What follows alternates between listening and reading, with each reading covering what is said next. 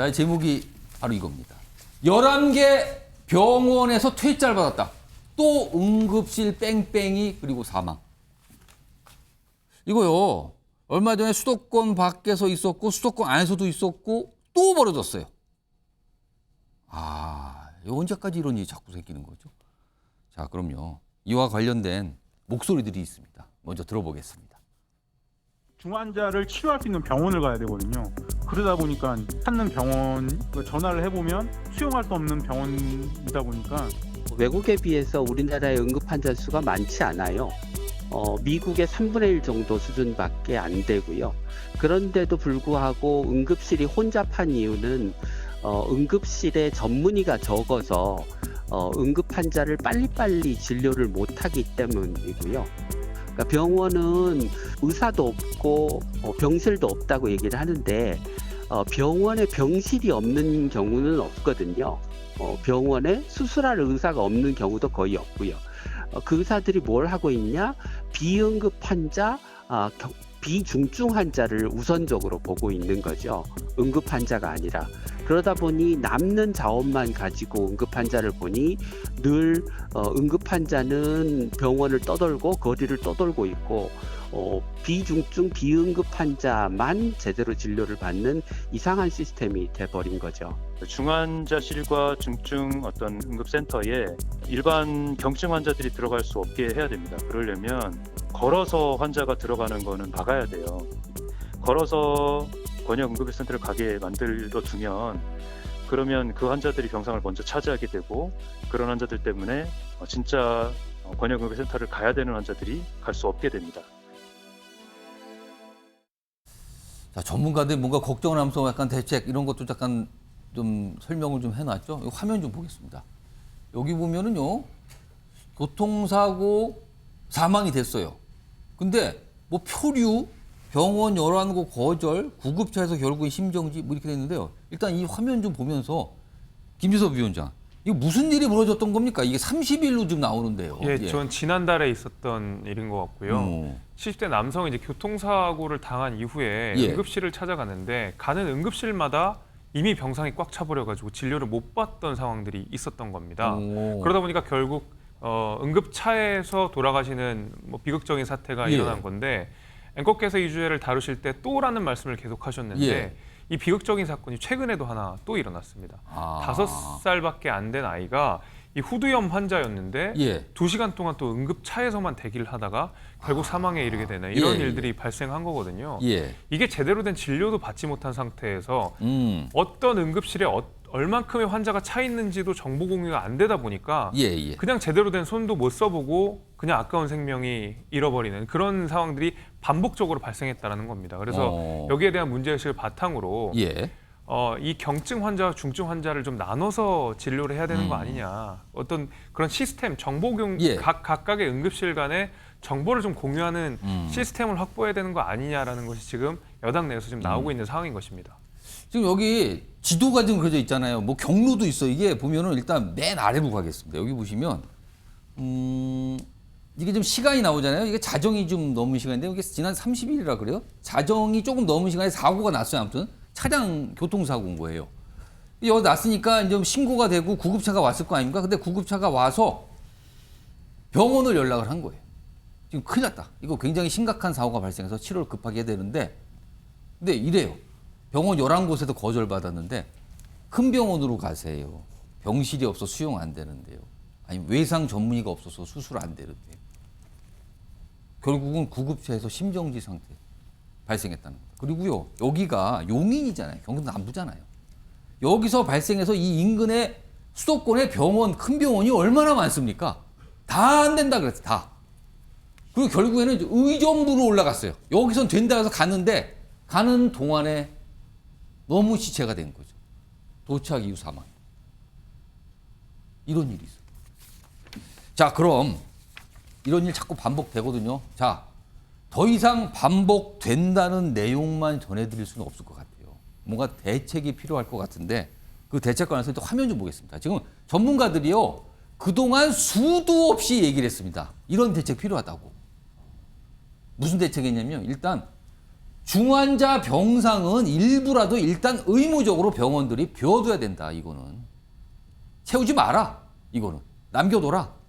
그리고요, 지금 이 구급대원들 분께서 병원을 알아보냐고 전화를 한 거예요. 병원마다. 거기 괜찮습니까? 가능합니까? 근데요, 응급환자 상태를 입력하면 즉각적으로 가능한 병원에 나오는 시스템.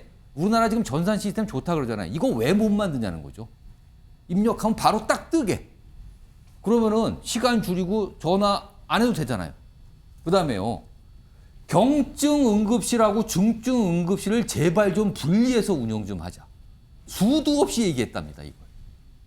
그리고요, 마지막으로 지금 응급수술할 전문의가 없다고 자꾸 나오잖아요. 그러면 응급수술에 대한 보상이나 지원책 이런 거 정부에서 왜 마련 안 하냐는 거죠. 걱정 없이 수술 좀 하게. 이런 얘기 수도 없이 나왔습니다, 지금. 자, 그리고요, 오늘 이와 관련해서 뭐 정치권도 여러 가지 목소리를 내놨습니다. 뒤늦었지만 들어보겠습니다. 오늘 당정은 이른바 응급실 뺑뺑이 상황이 계속되는 근본 원인을 크게 세 가지로 봤습니다. 첫째는 수술 의사와 중환자실 등 병상 부족. 둘째는 약 70%에 이르는 경증 환자로 인한 응급실 과밀함. 셋째는 구급대와 의료기관 간의 정보 공유 체계의 미흡 등이었습니다. 이에 따라서 이 세 가지를 보완하는 방향으로 오늘 당정 협의 내용이 있었다는 점을 말씀드리겠습니다. 당정 협의에서 지금 논의했던 내용 가만히 들어보세요. 지금 이 네 가지 다 들어가 있어요. 근데요, 이거 새롭게 나온 게 아니에요, 오늘. 그동안 계속 지적했던 거예요. 안 되고 있었던 겁니다. 박시환 교수님, 왜 안 되고 있었다고 보십니까? 핵심은 돈이죠. 어, 우리나라의 의사가 얼마나 많습니까? 예. 전 국민 평균 인구수 대비 의사 수는 결코 우리가 적은 숫자가 아닙니다. 앞서서 영상에 나왔던 전문가분들도 그분도 의사잖아요. 의사가 적은 게 아니라고 얘기를 했어요. 네. 없어서 그런 게 아니라고 다른 얘기했어요. 후진국들에 비해서 우리나라 선진국이면서도 의사 수가 굉장히 많습니다. 그런데 돈이 되는 피부과, 성형외과, 치과는 나가면은 건물마다 하나씩 다 있어요. 아, 문제는 지금 중증 외상, 그러니까 즉 교통사고나 어떤 커다란 그 사건 사고가 발생해서 예. 목숨이 경각에 다루는 그런 위급한 상황에 있는 이 환자들에 대해서 예. 병원이 치료를 하게 되면 오히려 마이너스가 나는 게 현재 우리의 의료 수가 시스템입니다. 자, 이러다 보니까 이제까지는 뭐 예를 들어 이국종 교수라든지 이런 일부 소수 의료인들의 헌신에 기대하거나 예. 아니면 일부 병원이 손해를 감수하면서 중증 외상센터를 가동하는 이런 특정 병원의 선의에 기대서 운영이 되어 왔는데 예. 이게 한계에 다다른 거예요. 이국종 교수도 나 더 이상 못하겠다 번아웃돼서 그만두시고 그리고 병원들도 손해를 너무 많이 보니까 예. 이것에 대해서 더 이상 투자도 하지 않고 받지를 않는 거예요. 자, 그러면 만약에 지금 자본주의 사회 아닙니까? 예. 그래서 중증 외상 쪽에 지금 뭐 그동안에 권역별 외상센터 만들었다 또는 뭐 닥터 헬기 도입했다 예, 예. 이런 가시적인 걸 했지만 정작 병원 일선에서는 지금 응급사고가 나면은 절반도 제 시간 내에 지금 그 병원에 도달을 못한다는 거 그런다고 아닙니까? 통계가 나와 있다고 그러면 그래요. 내가 만약에 중증 교통사고가 나면 운에 맡겨야 되는 거예요. 내가 병원도 못 가보고 죽는 그러니까 현상. 누구도 지금 자유롭지 않습니다. 이것의 근본적인 문제는 예. 중증 외상 환자를 병원이 받아들여서 치료를 하게 될 경우에 예. 치과, 피부과, 성형외과에서 버는 돈만큼 벌 수 있는 그런 수가를 갖다가 조정을 해줄 필요가 있는 거죠. 이것이 안 되면은 예. 아무리 얘기를 해도 병원 현장에서 응급 환자를 받으려고 하지 않는 겁니다. 이 문제에 대해서 본질적으로 얘기를 하려면 예. 수가 조정이 이루어져야 되는데 예. 그러면은 현재의 의료 시스템 자체를 다 뜯어 고쳐야 되는 거예요. 비용이군요. 그렇죠. 박종희 전우님은 지금 이 네 가지 중에서 가장 그래도 좀 빨리 할 수 있는 부분이 게 이거예요. 경증 응급실, 중증 응급실 따로 운영하는 거. 이거 마음먹으면 할 수 있는 거 아닐까요? 제가 몰라서 그런 걸까요? 그거 쉬운 문제는 아닐 듯 싶습니다. 왜냐하면 이제 외상 환자, 예. 급한 외상 환자들 같은 경우에는 응급실을 가는 게 당연한데 병원 문을 닫았을 때 다른 병으로 소화기라든가 예. 뭐 순환기라든가 이런 병이 났을 때도 응급실을 갈 수밖에 없어요. 그렇죠. 가시는 분들 있죠. 특히 예, 그렇습니다. 어린아이들 같은 경우 그런 경우는 예, 가죠. 그렇습니다. 예. 그러면 응급실에 오는 사람들을 거절할 수가 없단 말이죠. 일단 접수를 받아야 예. 되고 그 사람들이 병상을 채우게 되는 거죠. 그러니까 오. 지금 경증, 중증 응급실을 완전히 다른 건물로 한다든가 예. 통로를 다르게 한다거나 예. 비워놓는다거나 오. 그런 시스템으로 가야 되는 것이죠. 지금 이제 그 박찬환 교수님이 이제 돈 문제다라고 말씀하셨는데 뭐 맞는 말씀입니다. 그러니까 뭐냐면 응급 수술을 할 수 있는 의사가 한 달 내내 쉬다가 이런 중증 환자가 왔을 때 수술을 했을 때 그 예. 수가가 과연 그 병원 경영에 도움이 되느냐? 안 되거든요. 섬 지역에 있는 환자들을 위한 헬리닥터를 한 달 내내 대기시켰다가 하나의 환자를 구했을 때 그랬을 때 타산이 안 맞거든요. 그러니까 전부 없어지는 거죠. 예. 이국종 교수 같은 경우가 이제 그런 문제고, 그다음에 이제 또 지적할 수 있는 문제가 뭐냐면 이제 의료 체계가 뒷받침해야 되고, 지금 의료계가 완전히 직역 이기주의를 싸우고 있지 않습니까? 간호법 파동이 그랬고, 간호법 관련해서 좀 예, 원격 그런 의료도 모습이었어요. 그렇고, 예, 예. 또 한의사들과 병원 간에 예. 엑스레이를 찍느냐 마느냐, 뭐 임상병리사 그런 기능이 저 한의사가 해도 되냐 마냐 이런 거 갖고 계속 싸우고 있는 거란 말이죠. 그다음에 이제 이 외과 의사 기피 현상, 그 3D 업종이라고 생각하죠. 또 도서 벽지에 근무하는 걸 기피하는 현상. 그래서 예. 지금 시골 벽지에 보건소장이 빈 데가 많습니다. 보통 공무원 월급으로 따지면 연봉이 한 1억 5천 정도 주는 현실인데 3억 정도 주니까 갔어요. 그런데 지자체에서 그걸 부담할 능력이 안 되거든요. 이런 응급실 문제도 있지만 도서 벽지에 있는 의료 사각지대 문제도 예. 이 차제에 다 뜯어 고쳐서 의료보험과 같이 정렬을 좀 해야 이런 불상사가 일어나지 않는다 이렇게 생각이 듭니다. 성구택 민주연구원 부원장 나와 계신데요. 민주연구원이니까 뭐 지금 제일 야당에서 그냥 정책 분야 이런 거 연구도 하고 다루는 곳이잖아요.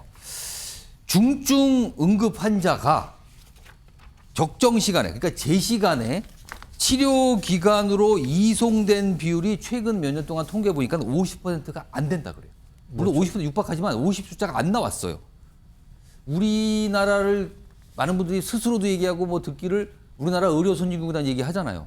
의료 선진국 정말 맞습니까? 우리나라가 병원 문턱이 굉장히 낮습니다. 그건 다 이번에 이제 괌에 갔던 분들도 인정하듯이 병원을 못 갔다잖아요. 너무 의료비가 비싸가지고 예. 한 번 가면 50만 원, 100만 원씩 받으니까. 우리는 뭐 의료보험증을 요즘 갖고 다니지 않지만 그렇죠. 몇천 원 내면은 갈 수 있기 우리는 때문에. 굉장히 병원 가기 쉽다라고 인식을 그렇죠. 했었어요. 그러다 보니까 어찌 보면 모든 분들이 다 큰 병원 가길 원하고 이러다 보니까 이런 현상인데, 제가 봐도 이게 단순히 법으로 해결되는 문제는 아닙니다. 법상으로는 이제 응급의료법이 어떻게 돼 있냐면 정당한 이유가 없으면은 응급 환자를 거절하지 못하게 돼 있습니다. 그리고 그런 게 자꾸 안 되다 보니까 이제 권역별 응급센터를 만든 거 아닙니까? 예. 지금 아까도 보면은 이제 아주대병원이라든지 경기 남부에, 그다음에 분당 서울대병원 같은 경우에는 권역별 응급센터거든요. 그 돌아가신 분이 접촉했다는 그 구급대선 그렇죠. 11개 병원 중에 상당수가 다 응급의료센터였어요. 그렇죠. 그러니까 일반 민간 병원에서 안 되기 때문에 그걸 만든 거거든요. 예. 그러면 저는 아주대병원이라든지 분당 서울대병원 같은 경우에는 받아주는 게 맞아요. 어느 시간 내에서는 받아줘야지. 그렇지 않고 예를 들어서 이분들도 똑같이 민간 병원과 똑같이 의사가 없습니다, 병상이 없습니다, 그 이유거든요. 물론 아마 사후적으로 조사하면 글쎄 실제로 병상이 없었는지 실제로 의사가 없었는지는 아마 조사하면 나올 거예요. 예. 근데 그거는 뭐 나중에 사후적인 것이고, 예. 그렇다 그러면 저는 근본적으로 이런 말씀 드리고 싶습니다. 그러니까 의사가 적진 않아요. 하지만 필요한 곳이 없는 거거든요.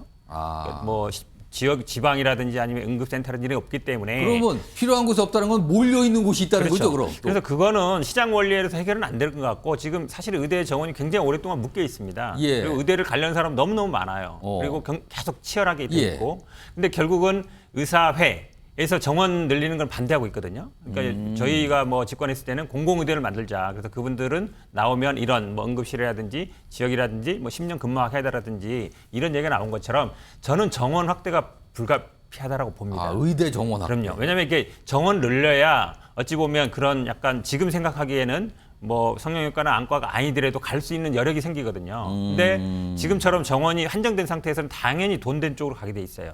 그래서 공공성을 강화하는 방법밖에 없다. 예. 민간에 그냥 맡겨놔서는 절대로 저는 해결이 안 될 문제라 보고 있어서 예. 저는 뭐 굉장히 어렵습니다, 사실은. 예전에도 뭐 변호사 숫자 늘릴 때도 굉장히 예, 어렵거든요. 근데 의대 정원 늘리는 방법이 저는 아마 좀 필요하다. 그리고 그런 분들은 좀 이런 쪽에 근무하게 하는 방법이 좀 현실적인 대안 아닌가 이렇게 보고 있습니다. 이전까지는요 수도권 이외 지역에서 저런 일 발생하면 어려움이 있었다 이런 얘기는 들렸는데 수도권 안에서 그리고 그 큰 병원들이 있는 곳에서 이런 일들이 오늘 일이 있었습니다. 그래서 많은 분들이 깜짝깜짝 놀라셨다고 합니다.